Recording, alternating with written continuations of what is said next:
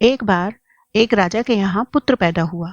इस खुशी में राजा ने पूरे नगर में घोषणा करवा दी कि कल पूरी जनता के लिए राज दरबार खोल दिया जाएगा। जो व्यक्ति सुबह आकर सबसे पहले जिस भी चीज को हाथ लगाएगा वो उसी की हो जाएगी। पूरे राज्य में खुशी का माहौल छा गया। सभी खुशी से फूले नहीं समा रहे थे। कोई कह रहा था मैं तो सोने के कलश पर हाथ लगाऊंगा, तो कोई कह रहा था मैं घोड़े को हाथ लगाऊंगा। इसी तरह सारे लोग रात भर यही सोचते रहे कि सुबह वो किस किस चीज को सबसे पहले हाथ लगाएंगे। सुबह जैसे ही दरबार खुला, सारे लोगों का राजा ने दरबार में स्वागत किया। जैसे ही सबको अंदर आने का आमंत्रण दिया, सभी लोग राजमहल में रखी कीमती चीजों पर झपट पड़े। सबके मन में डर था कि कोई दूसरा पहले आकर उनकी पसंदीदा चीजों को हाथ न लगा दे। कुछ ही देर में दरबार का माहौल बड़ा अजीब हो गया।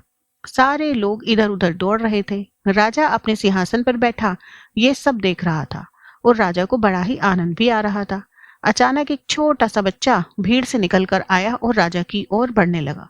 राजा उसे देखकर कुछ समझ नहीं पाया और इतने में वो बच्चा राजा के नजदीक आया और उसने राजा को हाथ लगा दिया।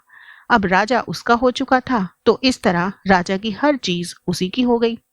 दोस्तों, इसी तरह जैसे राजा ने जनता को मौका दिया, वैसे ही हमारा ईश्वर हमें रोजाना मौका देता है कुछ पाने का।